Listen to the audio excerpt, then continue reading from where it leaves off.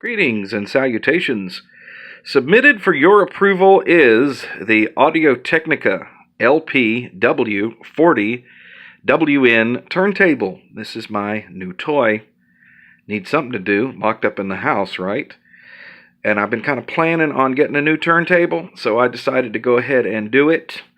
And a big shout out goes to the folks at B&H Photo who are working miracles during this crazy lockdown period. Thank you so much for your kind service and the quick delivery on this. I know it was a bit of a pain. So this turntable retails for $300. It's listed at $299 in the US, which might not sound like a whole lot of money for a turntable.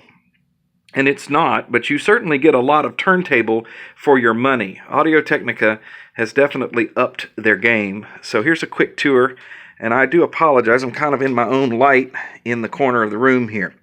So starting over here, you have a stop, 45 and 33 switch. And then over here, we have a very lovely carbon fiber straight tone arm, on the end of which is an Audio-Technica HS4 head shell. Now, these are not the standard head shells that you see on like Technique's turntables and all of the S-shaped tone arms. These have a curved head on them, which is fine with me. It's no big deal. I ordered another one because I do want to put my Stanton 500 Mark II in one of these head shells so I can use it. The turntable comes with the AT-VM95E cartridge. Now, at first I didn't like these cartridges, and then I started playing around with them, and I started liking them. And I already have another one here, as you can see. I got it out just to show. This particular one right here has the conical 0.6 mil stylus on it, but around here somewhere I also have the upgraded bonded 0.3 by 0.7. So I have basically 3 styli for this turntable before it showed up. And I must say that the sound that I'm getting is very, very dynamic from this cartridge on this carbon fiber tone arm on this particular turntable. This is a belt drive turntable, and unlike its cheap cousin, the LPW40WN, this particular turntable has a stabilization system in it. Somehow, some way, it knows how fast the platter is spinning, and it adjusts for it, which is actually really cool. Most belt drive turntables on the market, especially at this price range, don't do that. And this thing is rock solid stable, on speed, very little wow and flutter. It sounds absolutely wonderful. Taking a quick look around the back, you'll see that we have audio input cables there, and we've got the power supply input. And there are 2 switches on the back. One of them is for line level and phono stage out. This does have a built-in phono stage for moving magnet cartridges. I have not listened to it yet. I don't know what it sounds like. I'm not using that. And then it has the power input from the wall wart. These are the cables that came with it. I opted not to use the things, and I'm using my much heavier cables from Acoustic Research, and they seem to be working quite well. There is no ground wire hooked up. I found out that if I actually hooked the ground wire up to the amp, then I was getting like tremendous hum, so I just let it go.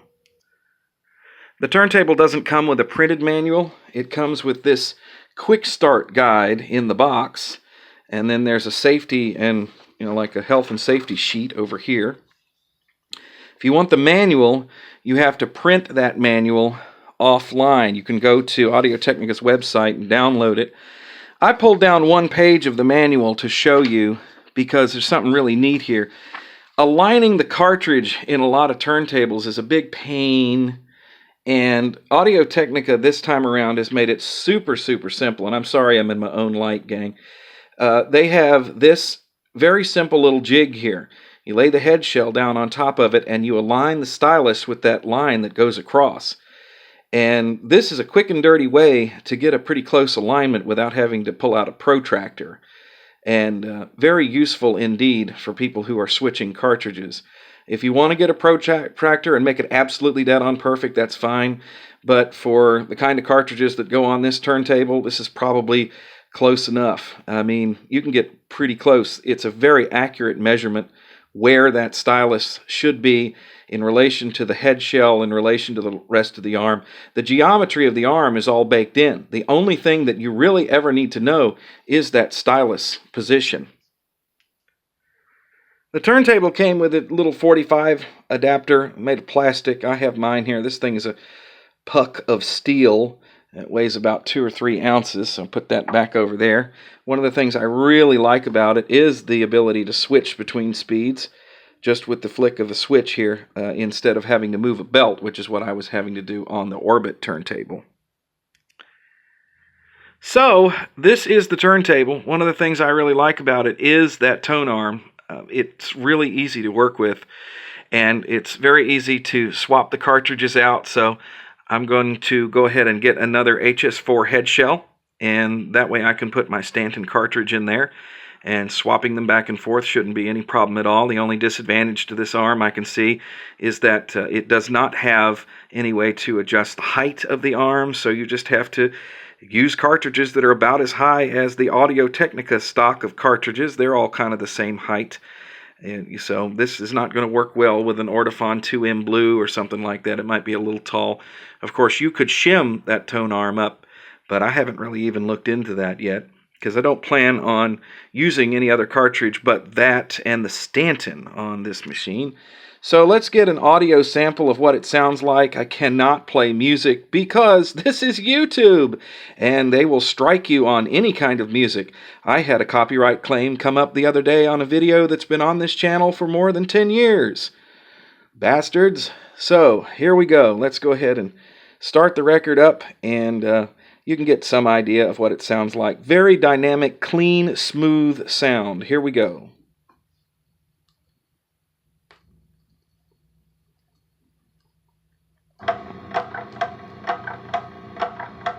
For centuries, man has measured time in seconds, minutes, hours, days, weeks, months, and years. In the case of WRVA radio, the clock started at 9 o'clock the evening of November 2nd, 1925. We have now reached a momentous anniversary. Incredible it is today to recall some of the dramatic events that helped shape the world in the last half-century. This is Lowell Thomas in New York. He made it. It was a distinction, being the only nation in the history of the world that ever went to the poorhouse in an automobile. The only thing we have to fear is fear itself. Without the help and support of the woman I love. Oh, 400 or 500 feet into the sky, and it's a terrific crash, ladies and gentlemen. The smoke and the flames now, and the famous. So there you go. It's a quick look at this turntable, my new toy. $300, definitely worth it. I did a lot of research, and the folks at Audio-Technica, have done a lot of research and development in the last few years, and the new line of turntables and cartridges, man, they have put a lot of thought into them. They have upped their game, all the way from the really cheap little LP60X, which is the new version of the LP60. Really neat little turntable with much better speed regulation now, better tone arm, everything. All the way up to their highest end turntable, which is the LP7, which is an awesome machine. I almost bought one of those, but it was $800. And I stopped myself and thought, well, I use cheap cartridges and hook everything up into eBay scrounge components. I think an $800 turntable would be a bit much.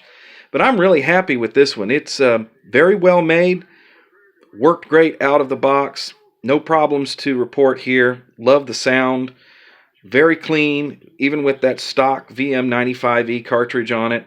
Going to run it that way for a while until my other head shell gets here, and then I can swap around and play a little bit more. So yes, would I recommend this turntable to somebody who wanted decent quality at an affordable price? You bet. $300 US right now for this particular turntable. Hey, thanks for watching this video about audio. I don't do many of these. Never know when I'm going to do another either. So if you like it, be sure and share it. And if you like stuff like this, plus stuff about Linux computing, subscribe to the channel. It would be most appreciated. Thanks again, guys. Talk to you later.